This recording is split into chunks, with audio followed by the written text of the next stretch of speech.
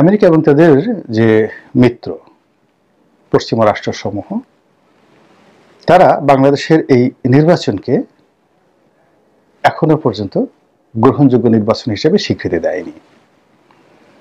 সরকারের সঙ্গে অর্থাৎ একটি দেশের সঙ্গে একটি দেশের যে সম্পর্ক থাকে, রাষ্ট্রের সঙ্গে একটি রাষ্ট্রের যে সম্পর্ক থাকে এবং দৈনন্দিন কর্মকাণ্ডগুলো চালিয়ে নেওয়ার জন্য যতটুকু সংযোগ রাখা দরকার ঠিক ততটুক রেখে আমেরিকা এবং ইউরোপ যে নড়াচড়া করছে, যে ইঙ্গিত তারা দিচ্ছে এবং যে সকল তৎপরতা চালাচ্ছে তা কেবল আওয়ামী লীগের জন্য বিপদ বিপত্তির কারণ হবে না, অনাগত দিনে পুরো দেশ এবং জাতির জন্য একটি মহাবিপদের কারণ হিসেবে দেখা যাচ্ছে।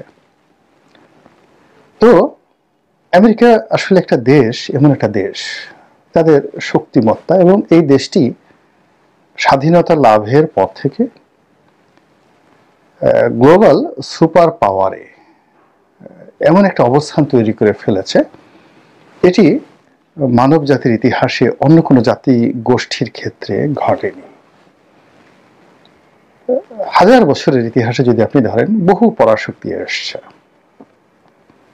একসময় বিশেষ একেবারে প্রথম পরাশক্তি হিসেবে পারস্য আসলো, কিন্তু তাদেরকে অনেক নাস্তানাবুদ হতে হয়েছে।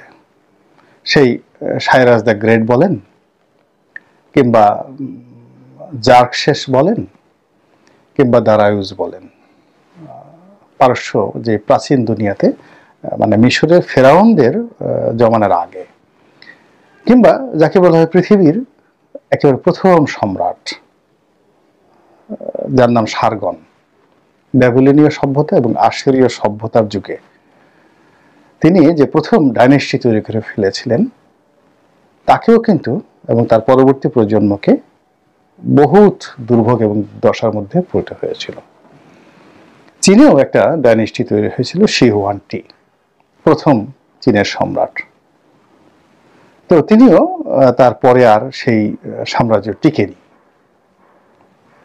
এর বাইরে চেঙ্গিস খান যে বিশাল সাম্রাজ্য গড়ে তুলেছিলেন, তো চেঙ্গিস খানের পর তার বংশধরেরা, বিশেষ করে মুঙ্গু খান এবং হালাকু খান, এই তিনজন, চেঙ্গিস খান, মুঙ্গু খান এবং হালাকু খান, এই তিনজন গ্রেট খান, তাদের জমানাতে ইউয়ান রাজবংশ চীন, মঙ্গোলিয়া, ইউরোপ, মধ্য এশিয়া এবং আমাদের ভারতবর্ষেও কিন্তু বিশাল প্রভাব তারা দেখিয়েছেন। তার বাইরে মধ্যপ্রাচ্য, উত্তর আফ্রিকা এবং ইরান, বিশাল এলাকাতে তারা সাকল্যে 50 বছরের মতো দাপট দেখাতে পেরেছেন। বাতুখা, জোসিখা, বাতুখা ইউরোপে তিনি অভিযান পরিচালনা করেছিলেন, তারপরে হালাকু খান, এরপরে মধ্য এশিয়াতে যারা করেছেন, সব মিলিয়ে তারা 50 বছর দাপট দেখাতে পেরেছিলেন। এরপর তাদের সেই দাপট কিন্তু থাকেনি এবং ধীরে ধীরে ধীরে ধীরে তারা যে বেইজিংয়ের সাম্রাজ্য প্রতিষ্ঠা করেছিলেন, ইউয়ান ডাইনেস্টি, এই ইউয়ান ডাইনেস্টিটা শেষ হয়ে যায়। আর মধ্যপ্রাচ্যে যে বিশাল সাম্রাজ্য ইরানে গড়ে তুলেছেন হালাকু খান, সেটিও বেশি দিন টিকে না। পরবর্তীতে সেটি অন্য একটি সাম্রাজ্যের রূপ নেয় এবং তারা সবাই মুসলিম হয়ে যায়। যাই হোক, এটা লং ইতিহাস বললাম এই কারণে যে মানব জাতির ইতিহাসে 50 বছর থেকে 100 বছরের বেশি কোন একটি ডাইনেস্টি আসলে ওইভাবে দাপট দেখাতে পারে না। কিন্তু যেটা আমেরিকা, সেটি তারা শ্রেষ্ঠত্বে, জ্ঞান, বিজ্ঞানে, অর্থবীর্তে গত 100 বছরেরও বেশি সময় ধরে ক্রমাগতভাবে যে দাপট দেখিয়ে চলছে, সেই দাপটের পতনের এখনো পর্যন্ত কোনো লক্ষণ ভেসে উঠছেনি। এবং তাদেরকে এই মুহূর্তে চ্যালেঞ্জ জানানোর মতো কোনো অর্থনৈতিক শক্তি পৃথিবীতে নেই। আমরা চীনকে বলি এটি আঞ্চলিক শক্তি এখনো পর্যন্ত। যদি তাদের এতই শক্তি থাকতো, তাইওয়ানকে তারা 1 ঘন্টার মধ্যে উদ্ধার করে ফেলত। রাশিয়া এটিও একটি আঞ্চলিক শক্তি। সোভিয়েত ইউনিয়ন যেভাবে একটি গ্লোবাল শক্তি হিসেবে পুরো পূর্ব ইউরোপকে তারা কবজা করেছে এবং তাদের যে সোশ্যালিজম, সেই সোশ্যালিজমকে সারা দুনিয়াতে তারা ব্র্যান্ডিং করে অনেকগুলো রাষ্ট্র তারা নিয়ন্ত্রণ করতো। সেই জিনিসটি এখন রাশিয়া পারছে না। তারা নিজেদের দেশেই যে সমস্যা সেগুলো তারা দূর করতে পারছে না। ফলে একজন স্বৈরশাসক হিসেবে মিস্টার পুতিন কিংবা একজন স্বৈরশাসক হিসেবে মিস্টার কিম উত্তর কোরিয়ার, তাদের এই দুজনের মধ্যে নিজের ভূখণ্ডের বাইরে ওইরকম গুরুত্ব আছে বলে আমার কাছে মনে হয় না। কিন্তু আমেরিকা তাদের যে গুরুত্ব, সেখানে নিজের ভূখণ্ডে তারা একেবারে সাধারণ। আপনি যদি জো বাইডেন কথা চিন্তা করেন, ডোনাল্ড ট্রাম্পের কথা চিন্তা করেন, বারাক ওবামার কথা চিন্তা করেন, আর আমেরিকার একজন রাস্তা ঝাড়ু দেয়, এই দুজনের মধ্যে কোনো পার্থক্য আপনি দেখতে পারবেন না আইন আদালতে, রাষ্ট্রীয় সুযোগ সুবিধা এবং নাগরিক সুযোগ সুবিধায়। এবং এটাই হলো একজন শক্তিশালী মানুষের, একটি শক্তিশালী সমাজের, শক্তিশালী পরিবারের এবং শক্তিশালী রাষ্ট্রের প্রথম পরিচয়। তারা নিজেদের মধ্যে নিজেদের স্থানে খুবই লয়াল থাকে, খুবই শান্তশিষ্ট থাকে এবং খুবই অ্যাডোরেবল থাকে, আদরণীয় থাকে।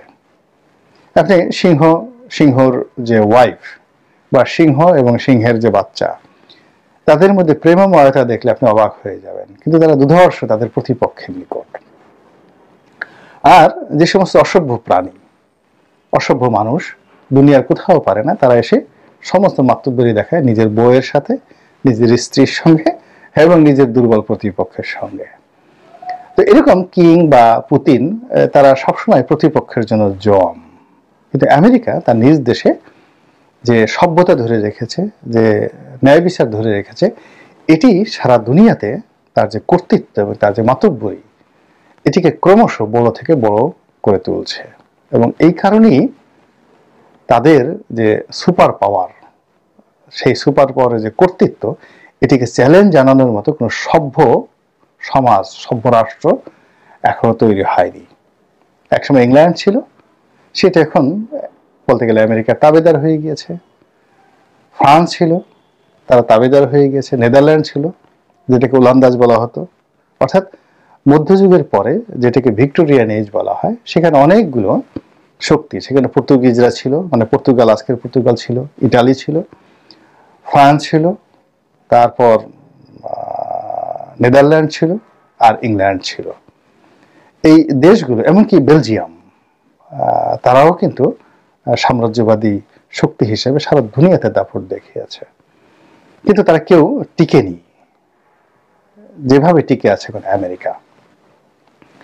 তো সেই আমেরিকা বাংলাদেশের বিরুদ্ধে এটা করবে, ওটা করবে, এরকম গত হম্বিতম্বি 1-1.5 বছর যাবৎ তারা দেখায় আসছিল। এবং সেই হম্বিতম্বির পরে যখন একটা দামি মাকড়ার নির্বাচন হয়ে গেল, আমেরিকা খামোশ হয়ে গেল যেদিন নির্বাচনের তফসিল ঘোষণা করা হলো। এবং যারা নির্বাচনের সুবিধাভোগী, তাদের বক্তব্য হলো যে আমেরিকা আর কিছু করতে পারবে না, তারা আওয়ামী লীগের সঙ্গে সমঝোতা করবে, তলে তলে সমঝোতা করেছে এবং কিছু ব্যবসা বাণিজ্য দিলে, স্যান্ডউইচ খাওয়ালে, 1 বোতল হুইস্কি দিলে তারা খুব খুশি হয়ে যাবে। এবং গোপনে যদি রাশিয়ার যে পুতিন যে মদ খান, ভোদকা, সেটি যদি 2-4 বোতল যদি পিটার ডি হাসের কাছে পাঠিয়ে দেওয়া হয়, তাহলে পিটার ডি হাস আর লাফালাফি করবেন না।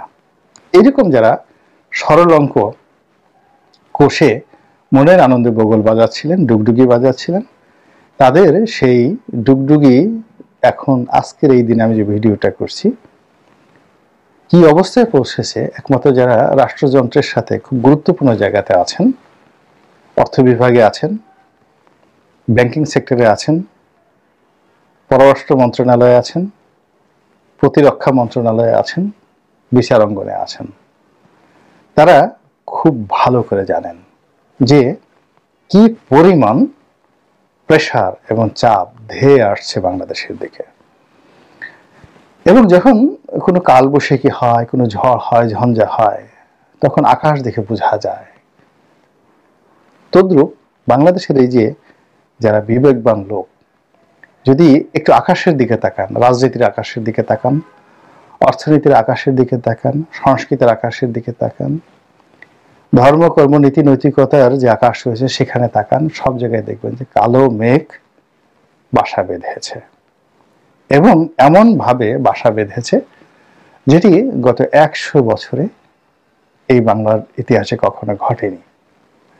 অর্থাৎ আজ থেকে 100 বছর আগে কত সাল ছিল, মানে এখন যদি 2024 হয় তাহলে কত ছিল, 1924 সন। 1924 সন থেকে এই 2024 সন পর্যন্ত আমাদের জাতীয় জীবনে কি কি ঘটেছে। 24 সনে আমরা ছিলাম ব্রিটিশ ভারতের অধীন, তারপর আমরা পাকিস্তানের অধীন হয়ে গেলাম, এরপর আমরা স্বাধীন হয়ে গেলাম। এই তিনটি ঘটনা।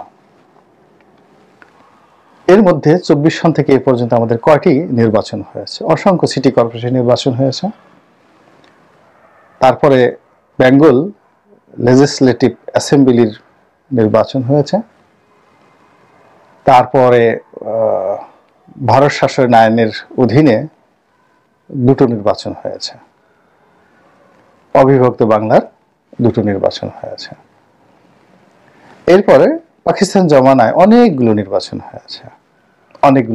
হয়েছে, জাতীয় এবং আঞ্চলিক।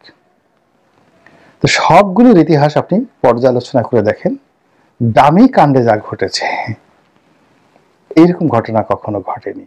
এবং প্রকৃতির যে আইন, সে আইন হলো প্রতিটি ক্রিয়ারই একটা সমান প্রতিক্রিয়া রয়েছে। যে আমি কথা বলছি, আমার জিহ্বা নড়াচড়া করছে, কণ্ঠনালী কাঁপছে, এবং ভিতর থেকে একটা শব্দ বেরোচ্ছে, আর এই শব্দ এটা আবার আপনাদের কর্ণকুহরে গিয়ে প্রতিক্রিয়া সৃষ্টি করছে, এবং কান থেকে সোজা মস্তিষ্কে চলে যাচ্ছে, মস্তিষ্ক থেকে মনে চলে যাচ্ছে, এবং যে কথাগুলো পছন্দ হচ্ছে অটোমেটিক্যালি মন এবং মস্তিষ্ক এবং শরীর তিন জায়গাতে 3 ডাইমেনশনালি এগুলো রেকর্ড হয়ে যাচ্ছে। It's a law of justice, it's a law of nature. আর এই যে কথাগুলো বলছি, আপনার শরীরের মধ্যে ত্রিমাত্রিক যে রেকর্ড, তার বাইরে আবার বায়ুমণ্ডলে এটা পার্মানেন্ট, কিয়ামত পর্যন্ত এটি রেকর্ড হয়ে থাকবে। আর আমি যে কথাগুলো বলছি, এই কথাগুলো এই যে দেখুন আমি হাত দিয়ে দেখাচ্ছি, আমার এখানে একটা ছোট তাবিজের মতো আছে, এখানে আবার রেকর্ড হয়ে আছে, কিয়ামতের দিন এটি আল্লাহ রাব্বুল আলামিন খুলে তার সামনে এটি রাখা হবে। তো কাজেই এখানে কোনো কিছুই হারিয়ে যায় না। তো দামিতে যা কিছু হয়েছে, একটা সিঙ্গেল জিনিস হারাবে না। রাতের ভোটে 2018-তে যা হয়েছে, একটা সিঙ্গেল জিনিস আনটার্ন থাকবে না। ইটের পরিবর্তে পাটকেল, এটা অনিবার্য। 2014-তে যা হয়েছে, সেই ঘটনার প্রতিদান, প্রতিফল ভোগ করতেই হবে, কেউ যেতে পারবে না, নো ওয়ান। তো কাজেই আমরা যারা সাধারণ আম জনতা আছি, আমরা তো আসলে ভুক্তভোগী। তো কাজেই এই যে ঝড় আসছে, সুনামি আসছে, যে ভয়, আতঙ্ক বা কালো মেঘের যে হাতছানি, এগুলো যদি আমরা অনুধাবন করতে পারি এবং যতটা সম্ভব নিজ নিজ অবস্থান থেকে যদি সতর্ক থাকতে পারি, তুলনামূলকভাবে ক্ষতি কম হবে, দুঃখবোধ কম হবে এবং নিরাপদ থাকবো। আল্লাহ আমাদের সবাইকে